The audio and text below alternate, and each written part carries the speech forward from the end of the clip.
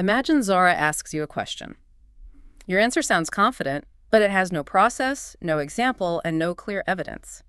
That answer may sound fine to you, but it may be hard for an AI interviewer to evaluate. So Zara may care less about sounding confident and more about whether the answer is clear, structured, and specific.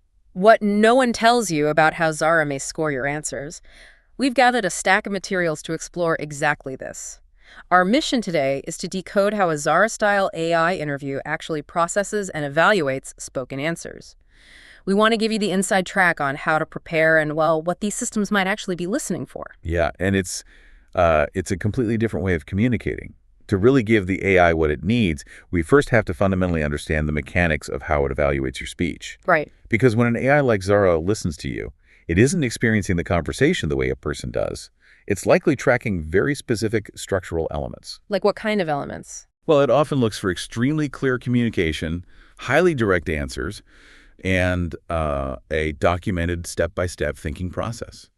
It also listens for specific, concrete examples that actually prove your experience. And it doesn't just evaluate your answer in a vacuum, right? I mean, the sources highlight that it takes a holistic view of the data you've already provided. Exactly. In many AI interviews, the system may cross-reference your spoken answers in real time for consistency with your resume. Oh, wow, in real time. Yeah, it listens for technical skills that explicitly match the specific role you applied for. It looks for tools you can thoroughly explain rather than just, name drop. Right. It also checks if you actually follow the multi-part instructions of a prompt. And crucially, it observes if you stay calm and logical when a question is unclear or highly complex. I think this is where so many people fall into a trap. We rely heavily on what I'd call vague confidence. Vague confidence, yeah. We do this because vague confidence works incredibly well in everyday conversation. If I say to someone, I am a fast learner, or I have strong problem-solving skills, people usually just nod and accept it. Because socially, we fill in the blanks for each other. We give people the benefit of the doubt based on their tone of voice or their posture. Right. Or you might say something like, I have experience with data, or I would just check if it looks good. Yeah, totally normal things to say. Exactly. In a normal setting, you sound completely self-assured. But based on our research, handing those kinds of answers to an AI is incredibly risky.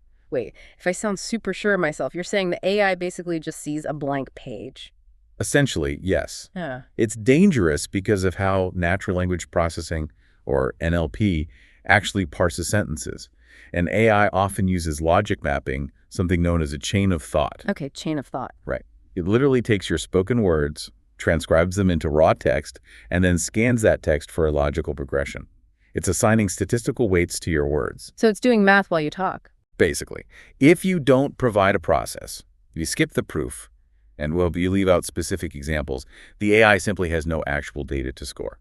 So a confident but vague statement is just an empty data set to an algorithm. Like, it can't measure fast learner without a baseline and a metric. Precisely. It's like handing in a math test where you wrote down a final answer at the bottom of the page, but absolutely refused to show any of your work. Oh, that's a great way to put it. The system cannot give you credit because it cannot verify how you arrived at the conclusion. It needs those specific data points to map your logic from point A to point B. So if my resume is great, and I know vague answers are dangerous, I'm still left wondering what the algorithm actually wants to hear when the microphone turns on. How do I successfully hand over those data points? Well, the materials point heavily toward using clear verbal signals. Certain phrases act as literal signposts for the AI's algorithm. Signpost? Yeah, when you use structural words, you make it mathematically easier for the system to map your logic. Clear signals that may help include structuring your points by explicitly saying first, second, third. So you're actually giving the AI a numbered list out loud. You are. Yeah. It tells the large language model exactly how many parts your process has. Another incredibly powerful signal is explicitly saying, for example. That makes total sense. It acts as a mathematical anchor. It tells the system, hey, here comes the proof. Exactly. The algorithm knows that the words immediately following, for example, are highly likely to contain the verifiable evidence it needs to score your competency. Are there other signals like that? Oh, definitely. Other great signals are phrases like the result was, or I checked my work by. You can also use conditional logic, which AI systems love, by saying things like, if the instruction was unclear, I would. Oh, I like that one. And when Discussing technology, clearly state, one tool I used was, these phrases neatly delineate the different parts of your reasoning, so the system doesn't have to guess where your setup ends and your solution begins. Okay, so if those specific phrases act as anchors that help you, what actively hurts your answer? We already talked about vague answers, but from a mechanical standpoint, what throws a wrench into the algorithm? Speaking too fast is a major, often overlooked issue.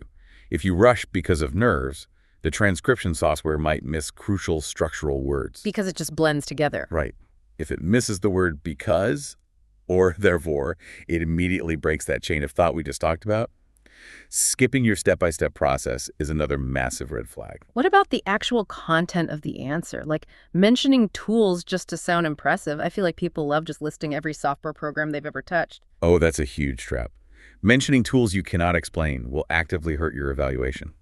If you just rattle off 10 software programs in a row but never pause to explain how you utilize a single one of them, the AI notes a severe lack of depth. Makes sense. Using examples that do not match the parameters of the role is similarly damaging. I also noticed in the materials that inventing numbers or, exaggerating metrics on the fly is a terrible idea when you're talking to an AI. It's completely fatal, and AI remembers everything. That's terrifying, honestly. It is. It has perfect, instantaneous recall of the exact resume you uploaded. If you invent numbers on the spot that contradict the dates, metrics, or titles on your resume, the system spots that discrepancy the millisecond it transcribes your sentence. It's fascinating because a human interviewer might forget what year you said you worked at a certain company. The machine does not. What else trips people up? Guessing when instructions are unclear is a common mistake that may lower your score. We'll get into how to handle that shortly. Rambling too long is another big one. Oh, I do that. When I'm nervous, I just keep talking. We all do. Humans tend to ramble when they're nervous, hoping they'll eventually stumble onto the right answer. But rambling introduces filler words and tangential thoughts, which actively dilutes the structured data the AI is frantically looking for. And lastly, sounding overly memorized. Wait, if it wants a rigid structure, wouldn't reading a prepared script be exactly what it wants? You'd think so, but no. If you just monotonously read a script, it breaks the natural conversational logic and cadence the algorithm often expects. It can detect the lack of natural linguistic variation. You want to sound structured, but still dynamic. Okay, so if I know the traps to avoid, and I know the specific signpost words to use, I'm still trying to visualize this. What does a high-scoring answer actually sound like? How do I actually build it? It comes down to a very simple 5-part structure. If you follow this architecture, what may improve your answer becomes crystal clear. Step 1, answer directly. Don't build up to it, just state the answer. Got it. Step 1, direct answer. Step 2, explain your process. Step 3, give one real concrete example. Step 4, explain the result or how you explicitly perform a quality check on your work. And the last one. Step 5, say what you would do if something in the task was unclear. 5 distinct parts: direct answer, process, real example, result or quality check, and handling the unclear. Okay, Let's test this in real time. Let's do it. If I'm sitting in front of my webcam and Zara asks me a question, what's my gut instinct answer versus what Zara actually wants to hear? I'll play the role of Zara. I'm ready. Here's the prompt. How would you evaluate an AI response? My gut instinct answer would probably be something like, well, I would read it closely, make sure there are no typos, and just see if it sounds good to the user. Okay, let's break down why that completely fails the evaluation rubric we just discussed. You gave a somewhat direct answer, sure, but there is zero process. You provided no real example of a time you did this. Right, empty data. Exactly. You didn't explain the metrics you used to check your work, and you offered no fallback plan for what happens if you don't know how to evaluate a specific response. To the AI's logic mapping, your answer is essentially invisible. It's that math test with no work shown. That makes perfect sense. Let's try it again, but this time, force yourself to use the 5-part structure and those verbal signposts. Same question. How would you evaluate an AI response? Okay, here we go. First, I evaluate the response by checking its factual accuracy and overall clarity. Second, my process involves verifying completeness, ensuring it strictly follows the original prompt's instructions, and confirming the output is both helpful and safe. Good signposts. For example, I recently reviewed a generated answer that sounded highly confident, but included a factually wrong historical date. I check my work by cross-referencing that date with 3 trusted academic sources and flag the error in the system. If the instruction for the evaluation was unclear at any point, I would immediately review the project guideline and ask for clarification if possible before proceeding. That is a night and day difference. Let's look at why the algorithm would light up with positive scores for that. You answered directly by listing accuracy and clarity right out of the gate. Right. You provided your process by mentioning completeness, instructions, and safety. You gave a highly specific example about a confident but wrong historical date, which proves you actually do this work. And the check. Yes, you explained your quality check by talking about cross-referencing trusted academic sources. And you finished by explaining exactly what your protocol is if things are unclear. The AI can mathematically map every single piece of that logic. It feels a little rigid when you're saying it, but it ensures no data points are left on the table. Let's try one more, focusing specifically on how people mishandle tools. Perfect. I'm Zara again. You mentioned Excel and SQL in your resume. Can you explain how you use them? Give me the typical weak answer first. I use them in dozens of projects over the last 5 years. I'm very good at both of them, and I'm comfortable using them for data analysis. Again, vague confidence. It sounds incredibly reassuring to a human hiring manager. You sound experienced. But to the algorithm, it's an empty data set. You didn't tell it how you use them. Now hit me with the stronger answer, using the structure. Okay, stronger answer. One tool I used was Excel, which I utilized to organize, filter, and format raw user data sets. Next, I used SQL to pull specific demographic records from the main database. Much better. For example, in my last quarterly project, I used SQL to extract monthly sales figures, imported them into Excel to clean the formatting and remove duplicates. I then checked my work by verifying the final Excel totals against the original SQL source data to ensure absolutely no records were dropped during the transfer. It's just so much more effective. You gave the specific tool, the explicit action you took with it, the real-world example, and the quality check. There is no ambiguity for the NLP to struggle with. But even if you master that perfect 5-part structure, there is another major hurdle in these platforms. What's that? What happens when the AI asks a question that fundamentally doesn't make sense? Or maybe the prompt is actively missing the context you need to answer it. Oh, my human instinct is to panic. You're sitting there, the camera's on, the microphone is recording. We think, oh no, it's a test. I have to give an answer right now or I fail. So we just invent something. Morga? But that is exactly what you shouldn't do.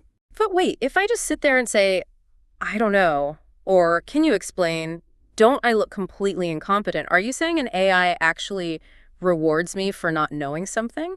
Well, in many AI interviews, asking for clarification isn't viewed as a lack of knowledge. It's actually scored as a highly positive signal. Really? Why? Because it demonstrates critical thinking. It logs a data point that shows you don't just blindly execute tasks without fully understanding the underlying requirements. In the real world, an employee who asks a clarifying question is vastly more valuable than an employee who confidently executes a task completely wrong because they were too afraid to ask for context. That is so true. The algorithm is often programmed to reward that exact caution. That's honestly such a relief. You don't have to pretend to be an omniscient encyclopedia. What are some of the specific useful phrases you should use in those moments to get that positive score? You want to be exceptionally clear and professional. You can simply say, I want to make sure I understand the question correctly. Or you might ask a clarifying directional question, like, are you asking about my overall process? Or are you looking for a specific example? Well, what if the AI isn't programmed to clarify? What if it's a simpler system and it just repeats the exact same confusing prompt back to you? Then you take control of the variables by stating your assumptions out loud. You say, let me answer based on my understanding of the scenario. Ah, smart. And a universally great phrase to have in your back pocket is, if the instruction is unclear, my standard procedure would be to review the project guideline and ask a supervisor for clarification if possible. That hits that fifth step from our structure. Exactly. Those phrases keep the microphone active and heavily log your critical thinking process. Okay, we've covered a massive amount of ground here, from NLP logic mapping to avoiding the panic guess. Let's summarize all this core advice into a rapid-fire closing checklist for the listener. Sounds good. If you're preparing for a Zara-style evaluation, here's exactly what you need to do before you turn your webcam on.